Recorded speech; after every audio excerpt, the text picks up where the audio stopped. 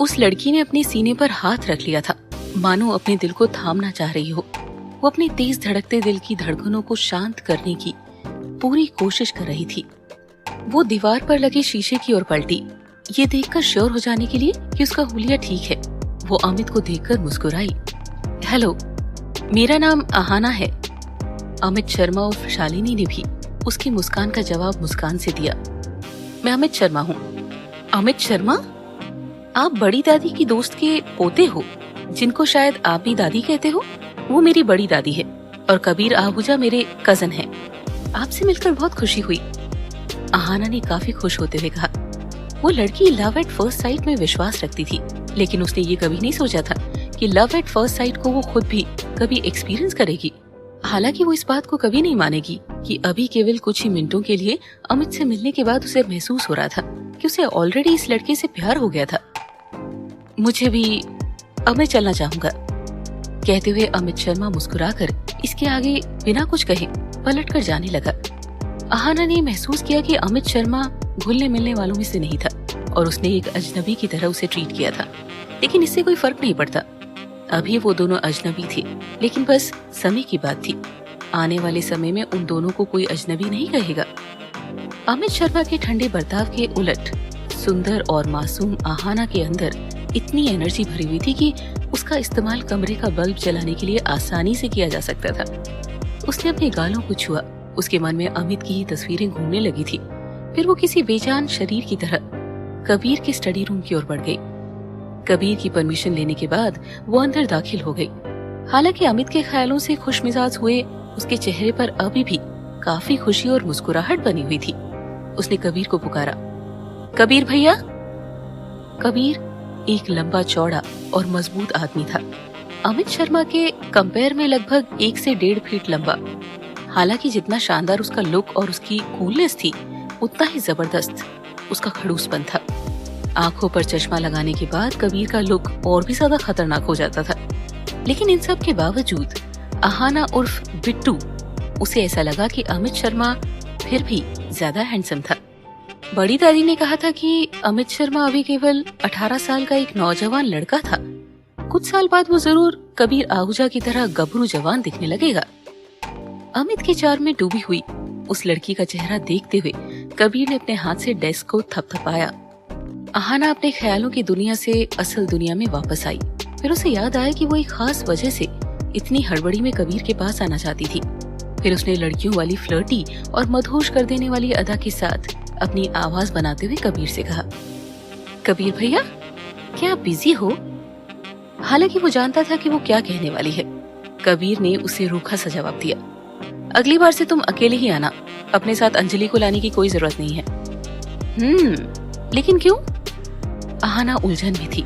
उसने डेस्क पर दोनों हाथों को पटक दिया और मासूमियत के साथ अपना सर ऊपर उठाते हुए कबीर से बोली, अंजलि कितनी प्यारी है कि नहीं?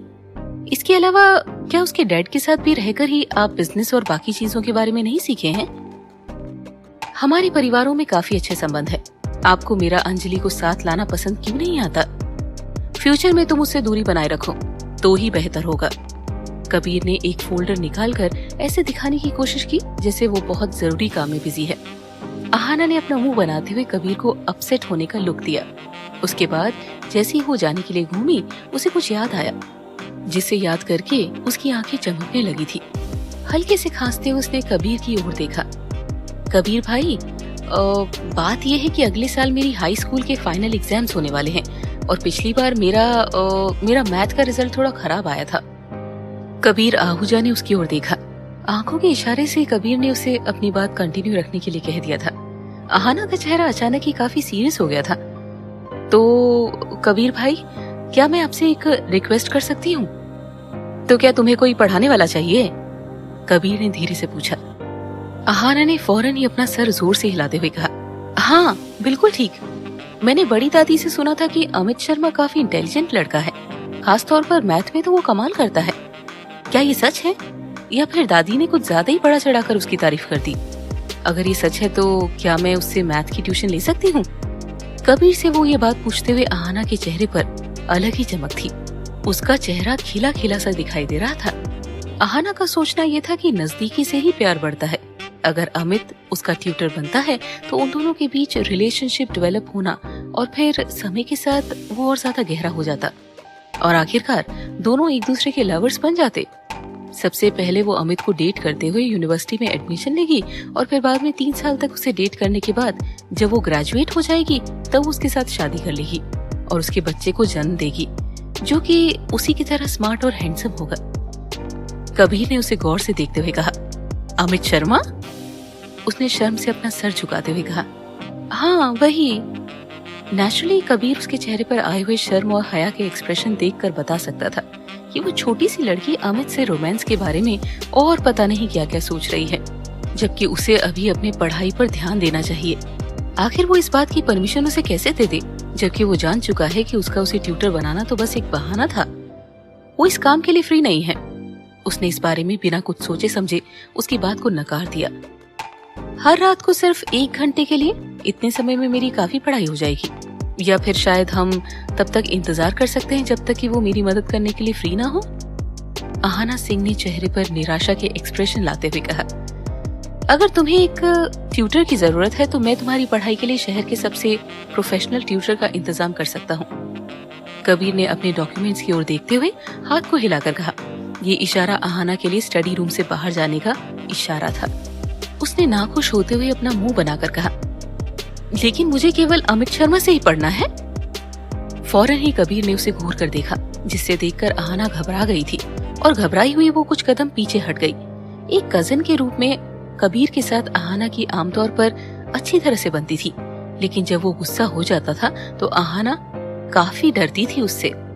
वो बड़ी मुश्किल से खुद को संभाल पा रही थी और वहां से फौरन ही भाग जाना चाहती थी।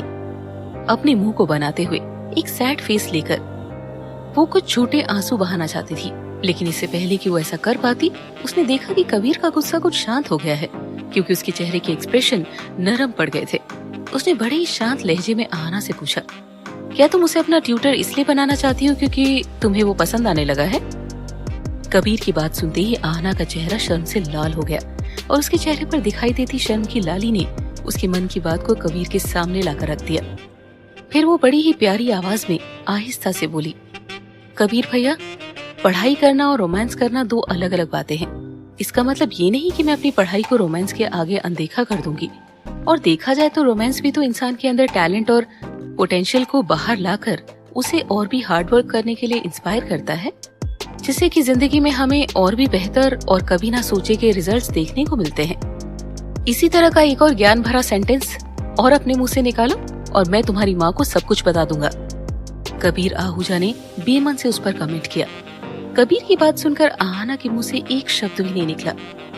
उसकी कुछ भी कह पाने की हिम्मत नहीं हो रही थी। वो खामोशी से पलटी और वहां से बाहर चली गई।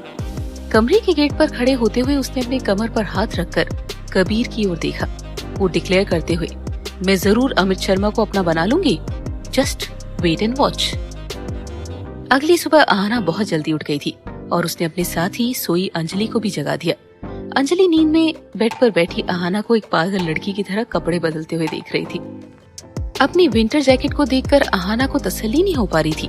वो शायद अपने कपड़ों के साथ मैच नहीं कर रही थी। आहाना ने एक पिंक कलर का जैकेट अलमारी से निकाला और अपने शरीर पर लगाकर अंजलि की ओर देखते हुए बोली, अंजलि, मुझ पर इन दोनों में से कौन सा कलर अच्छा लग रहा है? अंजलि कुमावत का मुंह बना हुआ था। इतनी सुबह सुबह आहाना ने उसे नींद से जगा दिया था। उसे समझ नहीं आ रहा था कि वो क्या कर रही है। उसने बड़े ही बेमन से जवाब दिया, दोनों लगभग एक जैसे ही हैं, वो दोनों ठीक हैं। उसका जवाब सुनकर आहाना ने दोनों ही जैकेट्स अलग अलग फेंक दी और एक तीसरा जैकेट अलमारी में से निकालते हुए उसने अंजलि को दिखाया। लगभग आधे घंटे बाद आखिर में वही जैकेट चूज कर लिया गया जो कि उसने शुरू में पहनने के लिए निकाला था। उसने एक गहरी पीले रंग की हुडी के साथ बाहर से एक पिंक कलर का जैकेट पहन लिया था। अपने कपड़े बदल लेने के बाद वो अंजलि के सामने झूमते हुए घूमने लगी। कैसी लग रही हूँ मैं? अच्छा लग रहा है ना ये मुझ पर? हाँ हाँ, बहुत ही अच्छा, सुपर नाइस। अंजलि अब कुछ और गलत कहकर इसका अपना अगला आधा घंटा बर्बाद नहीं करना चाहती थी, इसीलिए उसने उसकी खूब जमकर तारीफ कर दी। मुझे बहुत भूख लग रही है, हमें नीचे चलकर नाश्ता कर लेना चाहिए। ठीक है। आहाना, इतनी सुबह सुबह एक परी की तरह सज धज कर तुम किसको रिझाने की कोशिश कर रही हो? कोई राजकुमार है जो दूसरी दुनिया से तुम्हारे लिए इस दुनिया में आया है? अंजलि ने आहाना की ओर इस तरह देखा जैसे वो उसकी बात को नॉर्मली लेते हुए बात को घुमा देगी या कोई जनरल सा जवाब दे देगी, लेकिन उसकी सोच के उलट आहाना की आंखें तो जैसे चमक उठी थी। क्या मैं एक परी की तरह सुंदर दिख रही हूँ जो कि अभी अभी आसमान से उतरी है? अंजलि हैरान थी। आहाना ने अंजलि के जवाब का इंतजार नहीं किया। उसने अपना हाथ उससे छुड़ाया और फौरन ही वहाँ से बाहर भाग गई। वो आगे जाकर रुकी और हांफते हुए अंजलि के आने का इंतजार करने लगी, जिसके बाद वो दोनों एक साथ डाइनिंग रूम की ओर चल दी। कबीर और अमित शर्मा उर्फ शालिनी पहले से ही डाइनिंग टेबल पर बैठे हुए अपना आधा नाश्ता खत्म कर चुके थे। जहाँ तक आहाना की बात थी, उसने कबीर को पूरी तरह से नजरअंदाज कर दिया। उसे उस समय सिर्फ अमित शर्मा दिखाई दे रहा था और कोई नहीं। दूसरी तरफ शालिनी के सर पर सूरज की धूप सीधे उसके रेशमी बालों पर पड़ रही थी। एक अलग ही चमक बिखेर रही थी, जिसकी वजह से उसके साइड फ्रेम का चार्म और ज्यादा बढ़ गया था। वो और भी ज्यादा हैंडसम और रिफ्रेशिंग लग रहा था। चलते हुए अमित शर्मा के करीब आते ही आहाना का दिल और भी जोरों से धड़कने लगा। उसने उसकी ओर देखते हुए काफी जोश के साथ कहा, मॉर्निंग। अमित ने पलट कर देखा और मुस्कुराते हुए आहाना की मॉर्निंग का जवाब दिया। Morning morning. शालिनी से नजरें मिलाते ही आहाना को लगा जैसे उसका ब्लड प्रेशर हाई होने वाला है और उसकी नसें उस प्रेशर को सह नहीं पाएंगी। उसे भीतर एक जबरदस्त सेंसेशन फील हुई। तुरंत उसने अपना सर दूसरी ओर घुमाया। उसका चेहरा शर्म से लाल हो गया था। उसने अपने सीने को थामते हुए डाइनिंग टेबल से एक कुर्सी बाहर निकाली और शालिनी के बगल में बैठते हुए बोली, अब क्या कर रहे हो? शालिनी ने उसकी तरफ देखा। मैं नाश्ता कर रहा हूँ। टोस्ट का एक टुकड़ा उठाकर उसके मुंह में भरते हुए आहाना ने उससे कहा, अरे वाह, क्या अजीब इत्तेफाक है, मैं भी नाश्ता कर रही हूँ। अंजलि ने अभी पानी का ग्लास उठाकर अपने मुंह से लगाया ही था कि उसने आहाना की वो अजीब सी बात सुनी और जैसे उसके गले में पानी अटक गया था। वो हैरान थी। उसने खांसते हुए खुद को संभाला। कबीर ने भी आहाना की ओर हैरानी से देखा, जैसे वो किसी बेवकूफ लड़की को देख रहा था। शालिनी शर्मा ही एक अकेली थी जो अभी भी मुस्कुरा रही थी। एक बार फिर से आहाना को लगा जैसे वो अपने होश काबू में नहीं रख पा रही थी। उसने शालिनी की ओर देखा और बेहद ही प्यारी सी स्माइल उसे दे दी। अंजलि का मुंह खुला का खुला रह गया। अब उसने नीचे आकर कबीर के बगल में एक और लड़के को बैठा हुआ देखा, तब वो समझ गई थी कि ये जरूर अमित शर्मा ही होगा। लेकिन उसे इस बात की जरा भी उम्मीद नहीं थी कि जिस लड़के के ख्यालों से आहाना पागल हुए जा रही है वो अमित शर्मा ही निकलेगा। उसे समझ ही नहीं आ रहा था कि वो किस तरह से रिएक्ट करे या ना करे। ये चालाक अनाथ लड़का, भले ही वो अभी आहूजा परिवार के बीच रह रहा था, लेकिन उसे तो खुद का अता पता भी नहीं था। अगर वो फिल्मों में काम करने के बाद फेमस हो भी जाता तो भी वो एक एक्टर से ज्यादा और कुछ नहीं होता। वो बिल्कुल भी नहीं समझ पा रही थी कि आहाना इतने सारे हैंडसम और अमीर लड़कों को छोड़कर इस लड़के को क्यों पसंद कर रही है। आहाना अमित से नजरें चुराते हुए उसे बार बार देखे जा रही थी, लेकिन आखिरकार अमित ने उसे खुद को देखते हुए पकड़ ही लिया था। आहाना ने फौरन ही बात संभालते हुए कहा, मैंने सुना है आप एक टेलीविजन सीरीज की शूटिंग कर रहे हैं, क्या ये सच है? हाँ, बिल्कुल सच सुना है। क्या मैं आपके साथ शूटिंग देखने के लिए चल सकती हूँ? आहाना ने उम्मीद के साथ अमित से पूछा, यहाँ तक कि उसने अपना हाथ सर पर रखते हुए कहा, मैं वादा करती हूँ मैं आपको परेशान नहीं करूंगी। कबीर खींचने लगा था। आखिरकार ये लड़की क्या करना चाहती है? कबीर अमित शर्मा के आहाना को मना करने का इंतजार कर रहा था, लेकिन उसे तब हैरानी हुई जब अमित ने उसकी बात मानते हुए कहा, जरूर, सच में? ठीक है, तो मैं आपके साथ फिल्म स्टूडियो में जाने का इंतजार करूंगी। आहाना इतनी खुश हो गई थी कि उसकी आंखें चांद की तरह चमकने लगी थी। अमित शर्मा और शालिनी भी हल्की सी मुस्कुरा दी थी। अचानक कबीर ने महसूस किया उसका दिमाग कुछ खराब हो रहा है। उसके ऊपर नाराजगी और बेचैनी हावी होती जा रही थी। ऐसा क्या हो रहा था? असल में उसके दिमाग में ये बात चल रही थी कि किस तरह से एक स्टूडेंट होने के बाद भी आहाना नाम की वो चालाक बच्ची अमित के साथ रोमांस के सपने देख रही है। अगर ये बात उसकी माँ को पता चलती है तो वो ये सारा दोष कबीर पर मढ़ देगी और उसे यही कहेगी कि कबीर ने उसका ठीक से ध्यान नहीं रखा। क्या अमित को ये समझ नहीं आ रहा था कि वो लड़की उसमें इंटरेस्ट दिखा रही थी, जबकि वो तो अभी काफी यंग भी थी। ये सोचकर अमित उसे अपने साथ शूटिंग पर ले जाने के लिए तैयार हो गया। ये सोचकर कबीर ने तुरंत ही रूखी आवाज में कहा, नहीं। लेकिन कबीर, मैं तो इन दिनों छुट्टी पर हूँ ना। आहाना ने कबीर की ओर रोनी सूरत बनाते हुए कहा, नहीं। कबीर अपनी बात पर अड़ा हुआ था। अहाना ने अमित शर्मा की ओर इस तरह से देखा जैसे वो अमित से कबीर को मनाने के लिए मदद मांग रही हो। अमित ने उसे देखकर एक मुस्कान दी, जिसका कि मतलब था कि उसने अहाना की बात को मान लिया था। उनके इस तरह से एक दूसरे से बातचीत करने के तरीके को देखकर कबीर और भी ज्यादा हैरान रह गया। इससे पहले कि अमित कुछ बोल पाता, उसने खुद ही फैसला किया। अहाना को सुनाते हुए कहा, अगर तुम्हें फिल्म देखनी है तो मैं गिरधर सिंह को बोल दूंगा, वो तुम्हें वहाँ पर लेकर जाएगा। ऐसा नहीं था कि अहाना वाकई में शूटिंग देखना चाहती थी, वो तो बस अमित के साथ समय बिताने का बहाना भर ढूंढ रही थी। हालांकि वो जानती थी कि उसके कजन कबीर ने जो भी फैसला लिया था उसे बदलने के लिए उससे लड़ने का कोई फायदा नहीं होने वाला। लेकिन इसका मतलब ये नहीं था कि वो ऐसे ही कबीर के मन का होने देगी। जब अमित शर्मा कार में जाकर बैठा तो अहाना भी तुरंत ही कार में चढ़ गई और शालिनी उर्फ अमित से हाथ जोड़कर रिक्वेस्ट करने लगी। इस तरह वो उससे चुप रहने के लिए विनती कर रही थी। जब तक कबीर को इसके बारे में पता चलता तब तक कार आहूजा निवास से निकल चुकी थी। आखिरकार पिंजरे में कैद चिड़िया की तरह कैद से आजाद होने के बाद अहाना की खुशी का ठिकाना नहीं रहा। उसने हैंडसम और चार्मिंग अमित शर्मा को देखा, जो कि उसके बिल्कुल बगल में बैठा था, इतने करीब कि वो उसकी खुशबू साफ महसूस कर सकती थी। वो खुशबू जो कि किसी भी लड़की की ओर से आती खुशबू से बिल्कुल अलग थी, एक मीठी सी खुशबू। थैंक यू मिस्टर शर्मा, आप चिंता मत कीजिए, मैं जरूर कबीर को ये बता दूंगी कि मैं ही थी जो कार में जबरदस्ती घुस गई थी और आपको इस बारे में कुछ भी पता नहीं था। अहाना ने एक लंबी सांस भरते हुए कहा, इस तरह जैसे वो अमित शर्मा की खुशबू अपने दिलो दिमाग में बसा लेना चाहती थी। अमित शर्मा उर्फ शालिनी ने अपने हाथ में थमी स्क्रिप्ट को मोड़कर परे रखा और अहाना को देखकर मुस्कुराया। कार में तो मैं पहले ही आया था, मुझे कैसे पता कि आप इस तरह से कार में चोरी से चढ़ जाएंगी। अरे हाँ, अहाना ने शर्मिंदगी में अपना सर खुजाते हुए कहा, लेकिन कोई बात नहीं, अगर कबीर आपको डांटते हैं तो आप उन्हें बता सकते हैं कि सारी गलती मेरी ही थी। अब क्योंकि मैं एक लड़की हूँ, चाहे कुछ भी हो जाए, वो मुझसे गुस्सा जरूर हो सकते हैं पर मुझ पर हाथ नहीं उठा सकते। ज्यादा से ज्यादा सिर्फ इतना हो सकता है कि वो गिरधर सिंह को मुझे घर ले जाने के लिए भेज देंगे। अमित ने कहा, जरूर। अहाना ने एक ठंडी सांस लेते हुए कहा, असल में तो वो ये बात इसलिए कह रही थी कि उस बात को सुनकर अमित शर्मा उसके बचाव में आकर कुछ बोले, यानी कि वो अपने बॉयफ्रेंड से कबीर के खिलाफ प्रोटेक्शन चाहती थी। क्या बॉयफ्रेंड? ये कब हुआ? अभी तो उन दोनों को मिले हुए कुछ घंटे भी नहीं बीते।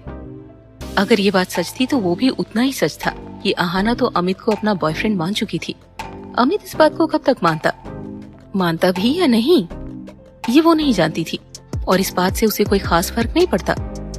हालांकि उसने अगले ही पल अमित शर्मा की ओर देखा। उस समय अमित अपनी हंसी रोकने की कोशिश कर रहा था, मतलब साफ था कि वो भी उसके साथ मजाक कर रहा था। उसके सपनों का राजकुमार उसे चिढ़ा रहा था। क्या इसका मतलब ये था कि वो भी उसमें दिलचस्पी ले रहा था? अगले ही पल अहाना का दिल एक बार फिर तेजी से धड़कने लगा। अचानक अहाना का फोन बज उठा। ये कबीर आहूजा की ओर से एक मैसेज था, अभी के अभी वापस आओ। नहीं, मैं अमित शर्मा के साथ रहना चाहती हूँ। क्या आप दो लव बर्ड्स के रास्ते का कांटा बनना पसंद करेंगे? तुम अभी सिर्फ 17 साल की हो। हाँ तो क्या हुआ? अमित शर्मा और मुझ में सिर्फ 1 साल का अंतर है। हम दोनों एक दूसरे से काफी कंफर्टेबल हैं। कबीर, इतने जालिम मत बनो। दो प्यार करने वालों को यूं जुदा ना करो। दो प्यार करने वाले, ये सिर्फ तुम्हारी सोच भर है। लेकिन एक ना एक दिन अमित शर्मा को मुझसे प्यार हो ही जाएगा। मैं हूँ ही इतनी सुंदर और प्यारी लड़की, मुझे छोड़कर वो किसी और से प्यार कैसे कर सकता है? इसके अलावा हम एक दूसरे के लिए बिल्कुल परफेक्ट हैं। कबीर, किसी बाहरी लड़की को इस हीरे को नजर लगाने क्यों देना चाहते हो तुम? उस आखिरी मैसेज को भेजने के बाद अहाना को कबीर की ओर से फिर कोई मैसेज नहीं आया। एक पल के लिए हिचकिचाते हुए उसने एक मैसेज कबीर को भेजा। कबीर आहूजा, आप इस दुनिया के सबसे हैंडसम और सबसे अच्छे इंसान हैं। मैं जानती हूँ आप जरूर मुझे सपोर्ट करेंगे, है ना? हालांकि वो मैसेज डिलीवर नहीं हुआ था। ये देखकर अहाना हैरान रह गई। ये सोचने लगी कि कहीं कबीर ने उसे ब्लॉक तो नहीं कर दिया है। उसने दोबारा मैसेज भेजा, लेकिन इस बार भी मैसेज डिलीवर नहीं हुआ। अहाना को समझ नहीं रहा था कि आखिर हुआ क्या था। फिल्म स्टूडियो के सेट पर अमित शर्मा एक पीरियड कॉस्ट्यूम में हाथ में तलवार लिए बाहर आया था। उसके कंधों के नीचे तक के लंबे बाल, उसके सफेद रंग की ड्रेस, उस पूरे लुक में उसे देखकर ऐसा लग रहा था जैसे वो इस दुनिया का है ही नहीं। उसकी सुंदरता ऐसी थी जैसे स्वर्ग से कोई देवता नीचे उतर आया हो। अमित शर्मा, आप इस पुराने जमाने की ड्रेस में तो काफी हैंडसम और डैशिंग दिखते हो। अहाना ने शर्माते हुए अपने गालों पर हाय में मर जावा स्टाइल में दोनों हथेलियों को रखते हुए कहा। ये उससे बहुत ज्यादा अट्रैक्ट हो गई थी। थैंक यू, आप भी काफी सुंदर हैं। अमित ने पोलाइट होकर उसकी तारीफ करते हुए कहा। ओह, सच में? ये बात सुनकर तो अहाना की खुशी का ठिकाना ही नहीं रहा। उसने अमित शर्मा को बहुत प्यार से देखते हुए पूछा। हालांकि अमित के चेहरे पर अभी भी मुस्कुराहट थी, वहीं पर अहाना का चेहरा शर्म से टमाटर की तरह लाल हो जा रहा था, जैसे कि उसके चेहरे से अभी टोमेटो सॉस की एक बोतल भरी जा सकती है। वो बिल्कुल ही झल्लियों की तरह मुस्कुरा रही थी। उसे देखकर लग रहा था कि सुबह इतनी जल्दी उठ जाना और तैयार होना घाटे का सौदा साबित नहीं हुआ था। जब अमित उर्फ शालिनी अपने असिस्टेंट के साथ बाहर चला गया तो अहाना ने उसे बाहर जाते हुए देखकर खुद से बुदबुदाते हुए कहा, अगर तुम्हें ये चेहरा पसंद आता है तो फिर इसका मतलब बात पक्की समझे। फिर थोड़ी देर के बाद वो बाहर चली आई। जब तक अमित शर्मा सेट की ओर निकल चुका था, अहाना वहाँ बैठकर उसे निहारे जा रही थी। ऐसा लग रहा था जैसे उसे जिंदगी भर इसी तरह से बैठकर देखती रहेगी, लेकिन फिर भी वो बोर नहीं होगी। बाद में अमित को एक लड़ाई का सीन शूट करना था, जिसमें उसे हवा में आधे लटका दिया गया था। उसकी रुई सी सफेद ड्रेस तो बिल्कुल ही किसी इमॉर्टल गॉड की तरह दिखाई दे रही थी। अब क्योंकि जिस कैरेक्टर को अमित शर्मा प्ले कर रहा था, उसका कैरेक्टर बिल्कुल ही बेरहम और इमोशनलेस शख्स का था, जो भीतर से पत्थर की तरह सख्त इंसान था। असल जिंदगी में बेहद ही खुश मिजाज और नाजुक से दिखने वाले अमित ने उस कैरेक्टर को बिल्कुल उसी तरह निभाया था जैसे कि स्क्रिप्ट की मांग थी। बेशक उसने किसी एक्टिंग स्कूल से ग्रेजुएशन नहीं किया था, लेकिन फिर भी ये साफ था कि उसने एक्टिंग सीखने में कड़ी मेहनत की है और वो उसकी मेहनत का ही फल था, जो उसने इतनी आसानी से इतना मुश्किल कैरेक्टर प्ले कर दिया था, जिसे कर पाना कई बार सीखे हुए एक्टर्स के बस में भी नहीं हो पाता है। अपने चेहरे पर हाथ रखे हुए अहाना के दिमाग में यही बात चल रही थी कि अमित जैसा शख्स के प्यार में पड़ना उसके लिए गर्व की बात है। उसने एक्शन कोरियोग्राफर और डायरेक्टर को बात करते हुए सुना। उनमें से एक ने कहा था, काफी अच्छा शॉट है, हर एक मूव और स्टंट बेहद ही खूबसूरती से निभाया गया है। जाहिर है वो इसी इंडस्ट्री में काम करने के लिए पैदा हुआ था, ये जैसे उसके खून में था। उसकी एक्टिंग स्किल्स तो टू द पॉइंट है और किसी भी कैरेक्टर के लिए उसकी समझ इतनी स्ट्रॉन्ग है कि स्क्रिप्ट को एक बार पढ़ते ही जैसे उस कैरेक्टर में ढल सा जाता है। वो राजकुमार के रोल को प्ले करने के लिए उसका स्किल सेट थोड़ा फेमिनिन है, इसीलिए मुझे लग रहा है कि कहीं वो इस रोल को ठीक से प्ले करते हुए कैरेक्टर के साथ जस्टिस कर पाएगा या नहीं। लेकिन आप देख सकते हैं कि क्या कमाल का प्ले किया है उसने ये कैरेक्टर। पहली बार खुद को गलत साबित होने पर मुझे इतनी खुशी हो रही है। आपने सिर्फ एक दिन पहले उसे सीन के बारे में समझाया था और दूसरे दिन इस सीन को ऐसे किया जैसे कई दिन उसने सिर्फ इस सीन की रिहर्सल करते हुए बिताए हैं। इस बच्चे ने वाकई कड़ी मेहनत की है। आखिर अमित का बैकग्राउंड एक्टिंग नहीं था, फिर भी उसकी एक्टिंग स्किल्स उसके करियर के शुरुआती दौर में ही किसी मंझे हुए एक्टर से किसी भी तरह से कम नहीं थी। हालांकि शुरुआती दिनों में उसके काफी रीटेक्स हुआ करते थे, लेकिन बाद में उसने अपनी एक्टिंग को ड्रामेटिकली इम्प्रूव कर लिया था।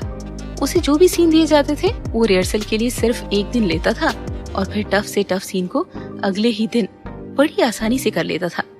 ये बात साफ थी कि उसने अपनी शुरुआती गलतियों से सीख ली और सोच विचार करके कुछ कठिन रोल्स को कैसे आसान बनाना है इसका तोड़ निकाल लिया था। दिमाग और मेहनत इन दोनों के साथ वो शर्तिया ही लोगों में काफी पॉपुलर होने वाला था। एक बार ये टेलीविजन सीरीज ब्रॉडकास्ट हो जाती, उसके बाद अमित को लोग इस दुनिया के सबसे हैंडसम और खूबसूरत आदमी के रूप में जाना जाएगा। अहाना पास बैठे हुए उनके द्वारा की जा रही अमित की तारीफ सुन रही थी। तारीफ तो होगी ही, आखिर वो तारीफ किसकी कर रहे हैं? कोई भी लड़का जिसे मैं पसंद करूंगी वो कोई आम लड़का तो होगा ही नहीं, वो तो सबसे खास होगा, लाखों में एक। उसने अपना फोन निकाला और फेसबुक पर लॉग इन किया। पिछली रात को उसने अमित से रिलेटेड हर एक पोस्ट को सर्च करके उन सभी को लाइक किया था।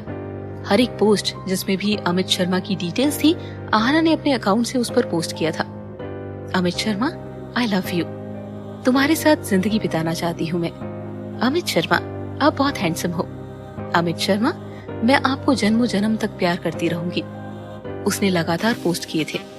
भले ही अमित शर्मा काफी बिजी था और अहाना के लिए ज्यादा समय नहीं निकाल सकता था, इस बात का अहाना ने बिल्कुल भी बुरा नहीं माना। उसे लग रहा था कि ये उसकी जिंदगी का सबसे खुशी का दिन है, लेकिन ये बहुत जल्दी बीत गया था। सेट पर अमित शर्मा के सीन्स की शूटिंग लगभग पूरी हो चुकी थी और बाकी सभी सीन्स आउटडोर शूट होने वाले थे। इस वजह से उन्होंने शूटिंग दोपहर में काफी जल्दी खत्म कर ली थी। अमित चाहता था कि आहाना भी जल्दी घर चली जाए। हालांकि आहाना ने वहाँ से जाने से पहले अमित को ट्रीट देने के लिए इंसिस्ट किया था और ट्रीट की वजह ये थी कि उसने अमित को दिन भर काफी परेशान किया था। कार एक हाई क्लास रेस्टोरेंट के सामने जाकर रुकी।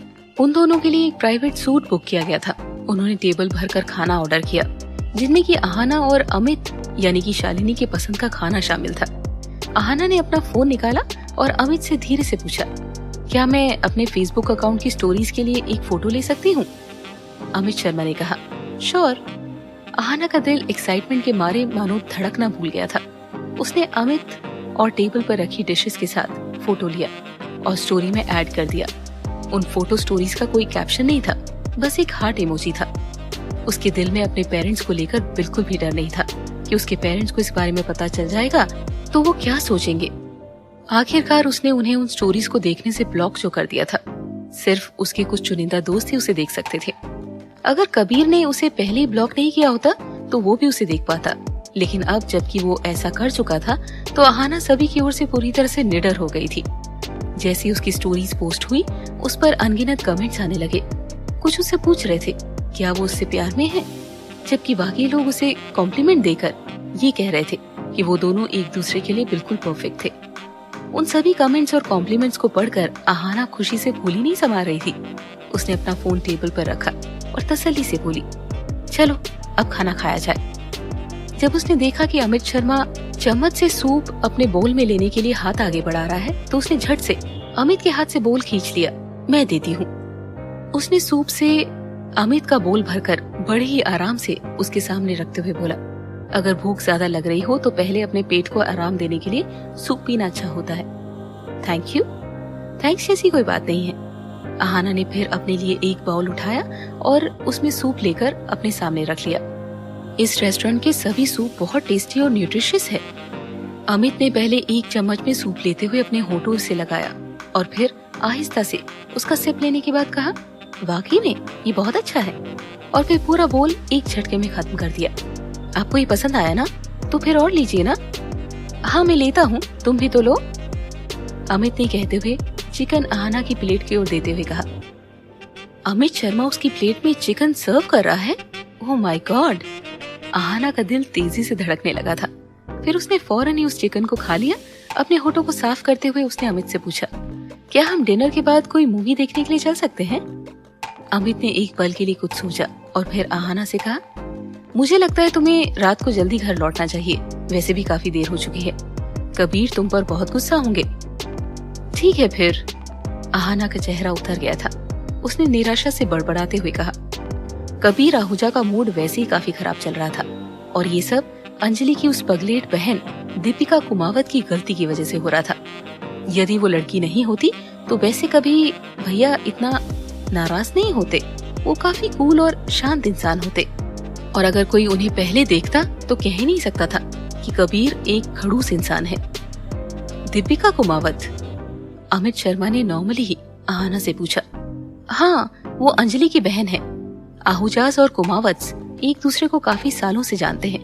मेरे बड़े चाचा और दीपिका और अंजलि के डैड काफी अच्छे दोस्त थे और वे लोग साथ में बड़े हुए थे। वो एक दूसरे के सुपर क्लोज थे। उनकी शादी भी लगभग एक साथ हुई थी और करीब करीब आगे पीछे ही उनके बच्चे भी हुए थे। इसके बाद उन्होंने अपने बच्चों की मंगनी एक दूसरे के बच्चों के साथ कर दी थी। 10 साल पहले मेरे बड़े चाचा की बीमारी की वजह से मौत हो गई और कबीर ने आहूजा कॉर्पोरेशन को संभाल लिया। क्योंकि वो उस समय जवान और इनएक्सपीरियंस थे, उसे रोज ही काफी प्रेशर और धोखेबाजी का सामना करना पड़ता था। आखिरकार दीपिका किसी के साथ अफेयर में पड़ गई थी और उसने कबीर को छोड़ दिया। ये उस समय कबीर के लिए बहुत बड़ा झटका था। वो दोनों बचपन के लवर्स थे जो एक साथ खेले थे, एक साथ बड़े हुए थे। जब मैं छोटी थी वो मुझे भी अपने साथ खेलने के लिए लेकर जाया करते थे। वो दोनों काफी करीब थे, बहुत ज्यादा। ओह। अमित ने आहाना की बात सुनकर आहिस्ता से कहा। उसे समझ नहीं आ रहा था कि उसे क्या कहना चाहिए। असल में वो आहूजास के पास्ट या उनकी हिस्ट्री के बारे में बहुत ज्यादा नहीं जानना चाहता था। ऐसा इसीलिए था क्योंकि कबीर आहूजा की नजर में वो अभी भी एक बाहरी व्यक्ति था। मैं भी ना, पता नहीं क्यों मैं अचानक ही इस बारे में बात करने लगी। आहाना अजीब तरीके से झिझक चेहरे पर लिए मुस्कुराई। लेकिन सच कहूं तो कबीर आहूजा वाकई में काफी अच्छे इंसान है।